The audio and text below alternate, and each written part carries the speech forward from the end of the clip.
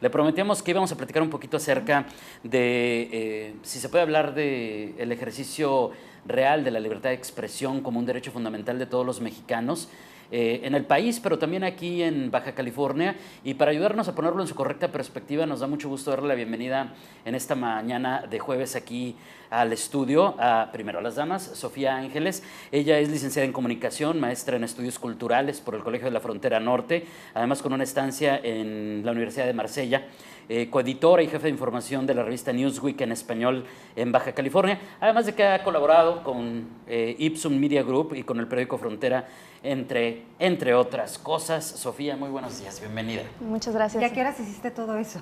¿Estabas en la primaria? No o qué? dormía, yo creo.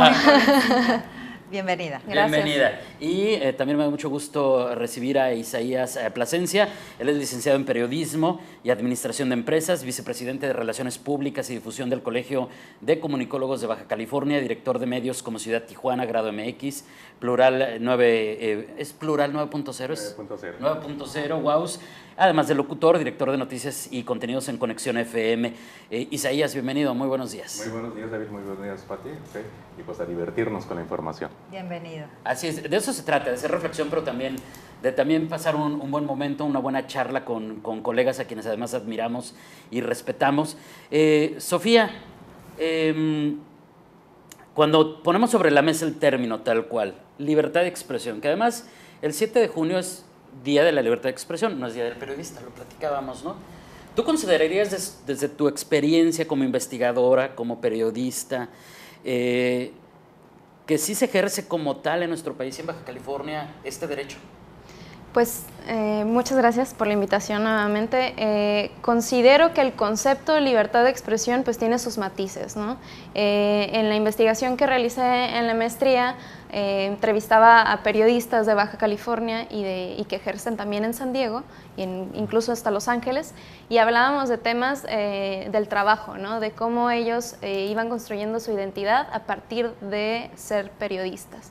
Entonces, entre las conversaciones sobre cuándo iniciaron, cómo iniciaron, por qué salían del trabajo, uno de los temas fundamentales eran las fuentes y eran pues el ejercicio del periodismo dentro del medio, ¿no?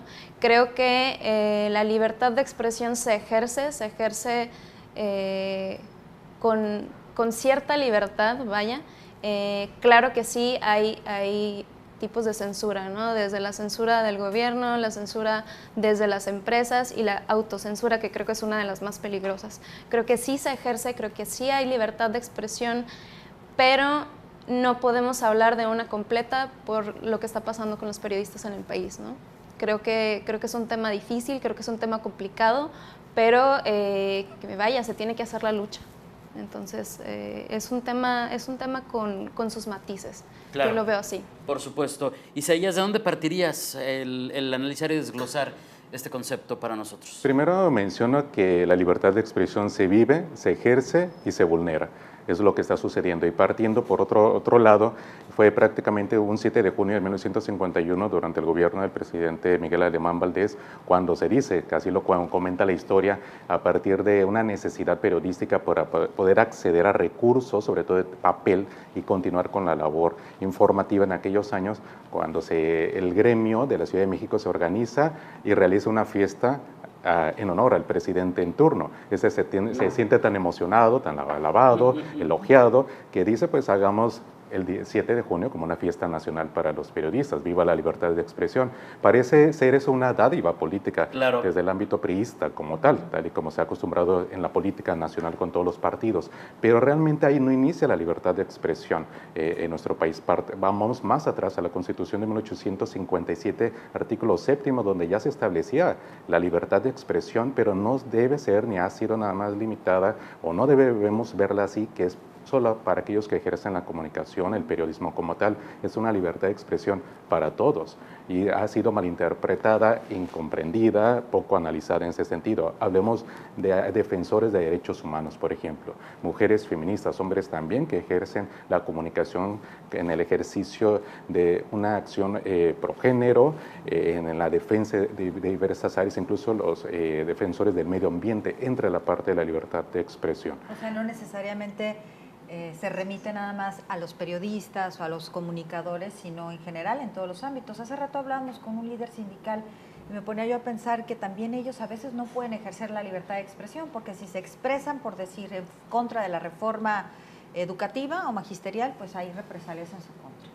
Sí, definitivamente, pero estamos relacionando siempre periodismo, ¿sí? Libertad de expresión, derecho a prensa, informar, pero el ciudadano, los mexicanos deben reconocer que todo lo que está ahí estipulado en la Constitución y en las leyes y demás es para todos, claro. ¿Sí? Y que en ese sentido la libertad de expresión es un derecho universal. Está plasmado en sí en la Declaración Universal de los Derechos Humanos, ¿sí? Por parte de la ONU. Estamos hablando desde 1948, cuando se plasmó después de la Segunda Guerra Mundial, en el que se expresa prácticamente el artículo 19, que una vez más hace referencia a los medios, pero también el ciudadano, ante la escasez de cobertura informativa, debe y ha asumido, bien o no, depende cómo cada uno lo vea y lo interpreta, el rol de comunicador. Si un medio no me puede dar la cobertura porque no alcanza los recursos, porque no están cerca de los hechos, porque en esta ciudad no hay un periódico o algo, entonces, gracias a las tecnologías, el ciudadano, el niño, asume por un momento el rol de comunicador y de repente tiende a convertirse en periodista. Y te agrego una cosa más, ¿sí? La misma ley de protección para la defensa, para protección de defensores de derechos humanos y periodistas, marcada el 24 de abril de 2012, establece un concepto muy amplio de quién es periodista, que si después lo podría mencionar, ¿no? Qué curioso, porque siento que a veces, o sea, remitiéndonos a que los ciudadanos se convierten en comunicadores, en periodistas que deben de ejercer la libertad de expresión. A veces en el mismo hogar, hablando de una pareja, la mujer no se siente con la libertad de expresar y de decirle a su pareja lo que está sintiendo. O sea, desde ahí estamos mal. Creo que la base de la sociedad es justamente la familia, y a veces en la familia no hay esa libertad de expresión. Los hijos no se sienten en la libertad de decirles a sus padres lo que realmente opinan. Y a lo mejor habría que ver nada más cuáles son los límites de esa libertad de expresión para no caer en ese libertinaje. Y entonces, por ejemplo, hablando de esa analogía de hijos a padres, ofenderles o... La responsabilidad, pues. Esto que decía Isaías creo que es clave y que de alguna manera nos separa, digo, no quiero utilizar esa palabra, pero de alguna manera lo hace de las nuevas generaciones como Sofía. ¿Por qué?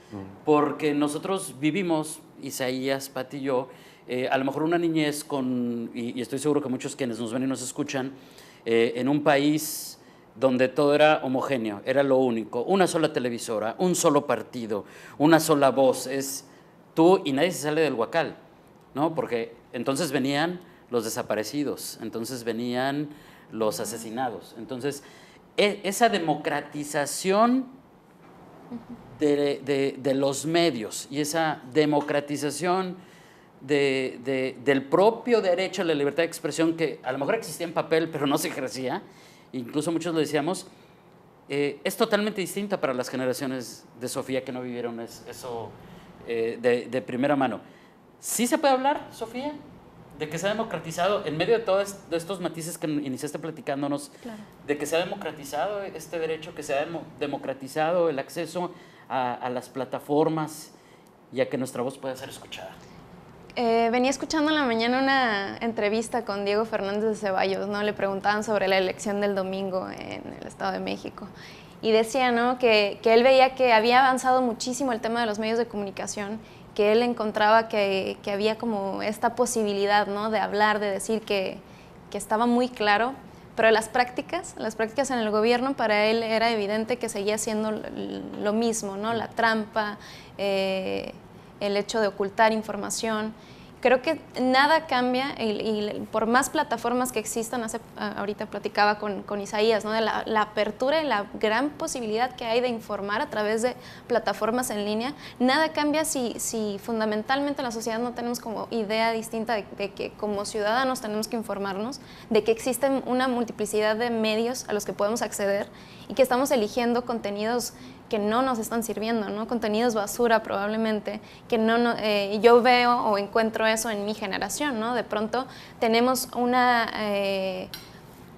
pues sí, somos más selectivos, exigimos más, si no encontramos la información la buscamos por otra parte o la creamos, pero también tenemos esta responsabilidad de discernir qué es lo bueno y qué es lo que tiene calidad, ¿no? Y no seguir con estas malas prácticas. Creo que también en la persona que se informa también está la responsabilidad, no solamente en el comunicador y en el periodista, que claro que se ve vulnerado, claro que se ve detenido, probablemente, bueno, ya lamentablemente no podemos hablar de que no se está matando a los periodistas, sí se está matando a los periodistas, pero también se les mata o se les silencia a partir de el recorte de recursos, el decir, sabes que ya no te abro las puertas, te dejo de dar la información, ya no soy tu fuente. Muy común, hay claro. miles de maneras, ¿no?, en las que se puede silenciar a alguien. Hablando sobre un tema muy apasionante, que es el tema de la libertad de expresión, entenderán que a nosotros nos encanta el tema, pero a final de cuentas creo que Isaías ha dejado muy en claro que esto nos compete a todos los ciudadanos, hacer uso de esa libertad de expresión. Estamos platicando con Isaías Plasencia, licenciado en Periodismo y Administración de Empresas, y ya no me voy a ir con todo tu currículum porque está bastante largo, y Sofía Ángeles, licenciada en Comunicación, maestra en Estudios Culturales. Bueno, yo quisiera retomar, Isaías, tú hablabas como un poco de la historia de este día, y yo tenía aquí que la UNESCO mencionó que es una fecha para recordarle a los gobiernos de los países, o sea, es otro matiz de la fecha, que respeten sus compromisos con la libertad de la palabra, de información y de expresión, aboliendo cualquiera de las medidas que restringen estas libertades. Y curiosamente, el día de ayer aquí en Tijuana se llevó a cabo un desayuno, lo estábamos platicando en el ayuntamiento, donde por cierto no nos invitaron, pero bueno, no pasa absolutamente nada. El tema es que la observación es que gran parte de los que estaban ahí eran gente de gobierno, y era como una especie de celebración. Y realmente podemos celebrar que haya libertad de expresión, y más en un gobierno que ha sido pues muy cerrado, poco transparente, que el hecho a lo mejor de que no estemos ahí es porque hemos cuestionado a la autoridad, y entonces esa represalia, esa forma de actuar, pues no habla mucho de la libertad de expresión. Entonces no sé qué hacen funcionarios como desayunando y festejando en el Día de la Libertad de Expresión. ¿Cuál es tu punto de vista, Isaías? Primero, parezca extraño, ¿no? Se ejerce ahí mismo la libertad de expresión en ese tipo de eventos. Es el derecho de expresarse de una forma u otra. Lo que no está bien es de que en una fecha que tiene que ver, independientemente de su origen, que tiene que ver con el ejercicio de la libertad de expresión de periodistas, de defensores de derechos humanos y de la ciudadanía como tal, sea la autoridad o sea el empresario quien se está apropiando de esto. Lo que debe hacerse en estos momentos, tal y como lo mencionaste por parte de la UNESCO, es que el ciudadano, el periodista y el defensor de derechos humanos siente a las autoridades y juzgue, señale, critique y haga que firme acuerdos y respete las leyes y reglamentos locales, nacionales e internacionales. No es tanto que el gobierno me empodere, me aproveche y haga mío, propio, en este caso el gobierno, de cada festividad o festejo o fiesta o cualquier cosa que se realice en nuestro país. Es la mujer, es el hombre, es la persona con discapacidad, son los activistas, son los periodistas quienes deben obligar a las autoridades correspondientes a que les escuchen, pero que se firmen compromisos y se respeten, ¿sí?, de ahí en adelante. Pero por otro lado es no generar más leyes ni acuerdos como lo ha hecho el gobierno en los últimos días a partir sobre todo del asesinato del compañero Javier Valdés, que a partir de entonces hay que unirnos, gobiernos, gobernadores, para generar los cambios necesarios en leyes y ahora sí proteger a los periodistas. Eso es, una vez más, son dádivas, son una especie de lavado de culpa política, de omisiones y retrocesos que se han dado, cosas que ha permitido el político, que han permitido muchos empresarios, que han permitido muchos periodistas, y aquellos que han tratado de contrarrestar esos efectos o acciones negativas, pues han sufrido las consecuencias, compañeros comunicadores, comunicólogos, periodistas, que buscan un cambio y tratan de detener esa oleada de actitudes adversas en contra de la libertad de expresión en este caso, y los vemos siendo hostigados, amenazados, puestos en una situación en peligro, no solamente ellos, sino su patrimonio y su familia. Sofía, ¿qué opinión te merece este tema, en particular esta especificidad? Creo que el hecho de poner como antagonistas al gobierno y a los periodistas no nos funciona y no nos sirve, ¿no? O sea, claro, y yo estoy totalmente de acuerdo con Isaías en ese sentido, el apropiarse de estos temas, ¿no? De estas fechas como el Día de la Libertad de Expresión, el Día de la Libertad de Prensa, no son y no están en sí para celebrarse, ¿no? Para decir, muy bien, qué bueno que somos periodistas y estamos aquí, sino para decir, ¿qué falta? Firmar compromisos, hacer acuerdos y pues no sentarse a desayunar, vaya, eso no... Es que lo interesante de todo esto es que se supone que el medio de comunicación, hablando específicamente de los medios, de los periodistas, de los comunicadores, deben de estar al margen de la autoridad, no con la autoridad trabajando en conjunto. O sea, habrá otros temas que tendrán que platicar, pero en el tema de la libertad de expresión, pues yo te voy a decir a ti lo que no estás haciendo bien y te voy a reflejar lo que la sociedad diga, ¿no? Que no está pasando el camión de la basura por su casa, que hay una serie de baches, que hay inseguridad. Y entonces, como, ¿para qué voy a ir a abrazarte? O sea, estamos como para cuestionar a la autoridad, para exigirle que trabaje, porque están ahí con el dinero del pueblo, están trabajando con el dinero del pueblo. Entonces, nos hacen el desayuno con el dinero del pueblo. ¿Para qué? Sí, ahí se pierde también coherencia, ¿no? Con este tipo de acciones. ¿Qué hay de la diferencia entre hacer periodismo en otros lugares del país, y me refiero como cultura, y hacer periodismo en una zona fronteriza? Porque yo creo que es una experiencia que ustedes han tenido mucho, todos hemos tenido mucho aquí, contra hacer periodismo ya del otro lado de la frontera, cuando en algún momento nos ha tocado cruzar e ir a consignar un hecho. ¿Qué rescatarían de eso desde la perspectiva de la libertad de expresión? Porque ya podemos hablar formalmente, y desde hace algunos años lo hacemos, y Sofía, a mí me gustaría que tú arrancaras con esto, incluso de esto que ya nos planteabas, de un periodismo binacional. Pues sí, se habla de un periodismo transfronterizo, ¿no? ¿Por qué? Porque la posibilidad de ejercer aquí y allá, claro que tiene también sus diferencias, ¿no? Hablando con los periodistas que pude entrevistar, pues me hablaban de una dinámica bien distinta, ¿no? Desde el hecho de llegar al evento, de tener como estos acuerdos, el envío de la información, las fuentes no te niegan la información, las fuentes están ahí para dártela. Claro, ya no hay tanta distinción, o unos me decían, ¿sabes qué? Es que no puedo variar tanto la información como lo podría hacer aquí, y algunos piensan diferente, ¿no? Pero el hecho de las fuentes, creo que en ese sentido la colaboración gobierno-periodismo, si se puede llamar de algún modo, está ahí en poder precisamente aquí en México decir, ¿sabes qué? Le voy a hablar al secretario de Economía, al secretario de Turismo, y me va a responder, ¿no? Me va a decir cómo está la situación, me va a dar los datos. Creo que en la medida en la que exijamos como ese tipo de cosas, se va a poder hablar de un periodismo más justo, ¿no? El periodismo, la posibilidad que tenemos aquí de hablar de los temas, sobre todo la riqueza de temas que pueden ser binacionales, ¿no? No se puede hablar de una cultura compartida, no somos una cultura híbrida, no hay una igualdad o equidad en el sentido de que, claro, como tijuanense y como sandieguino las posibilidades son las mismas, claro que no, pero estamos en una zona, creo yo, de mucha oportunidad en el sentido de hablar de temas importantísimos, de temas que compartimos como el hecho del agua, como el mismo, cuestiones ambientales, cuestiones educativas, el cruce diario, ¿no? Hay infinidad de cosas de las que podemos hablar y con las que los periodistas pueden ejercer, ¿no? En cuanto a la manera en que se acota el trabajo periodístico, que se limita, ¿cuál sería la principal diferencia que encontraste en este esquema del periodismo transfronterizo? Pues en un inicio yo te puedo confesar, ¿no? Yo tenía la idea del periodismo de Estados Unidos como esta idea que nos han vendido de la libertad de expresión total y que somos libres. No es así, ¿no? El periodismo en Estados Unidos... ¿Cuál ha sido tu experiencia, por ejemplo? Bueno, mi experiencia ejerciendo, yo no he ejercido del lado de Estados Unidos, pero te digo que en la investigación yo considero que sí... también tiene sus matices, ¿no? Yo creo que tal vez en Estados Unidos sí tienen como una idea un poquito más clara de, ¿sabes qué? Voy a decirte que yo abiertamente soy un periódico de derecha, soy un periódico de izquierda,